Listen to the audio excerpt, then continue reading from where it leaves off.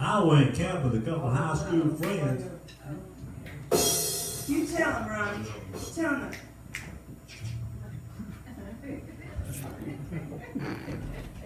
I went camping with a couple of high school friends, and on Sunday morning, I wanted to find a church to worship in.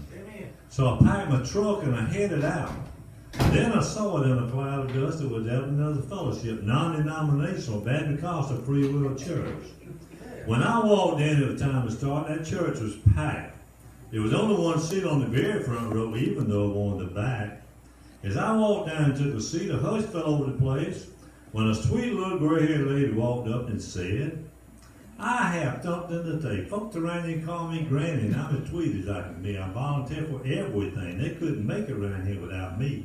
I teach Sunday school at Thornton Baker, I'm even in charge of Christmas play, and there's only one thing I ask from you. Don't sit in my pew. You know it belongs to me. I've been sitting here for over 40 years, and that's the way it's going to be, and I can tell that you're new around here.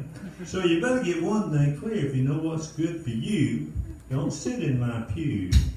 Well, I walked to the back of the church feeling about as tall as a flea when one of those deacons walked up and handed me a brown ice cold folding chair.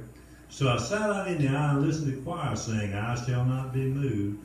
Then the preacher preached a fine sermon on like a tree planted by the water.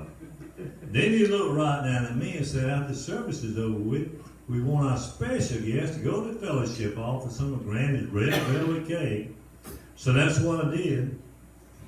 After the blessing was said, I noticed that I didn't have a fork. Well, I caused enough commotion for one day, so I thought I'd ease in the kitchen to help myself.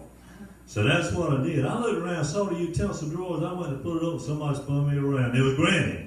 She said, "Stay out of my kitchen. You know it belonged to me. I've been cooking in here for 40 years, and that's the way it's going to be. So if you need a fork, if you need a spoon, next time stay in the other room. Boy, you better pay attention. Stay out of my kitchen."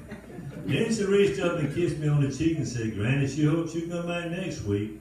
But next time, don't take my parking spot, don't sing slide, wear a coat and tie, come early enough for Sunday school, stay out of my kitchen. But if you know what's good for you, don't sit in my pew. But remember, Granny loves you."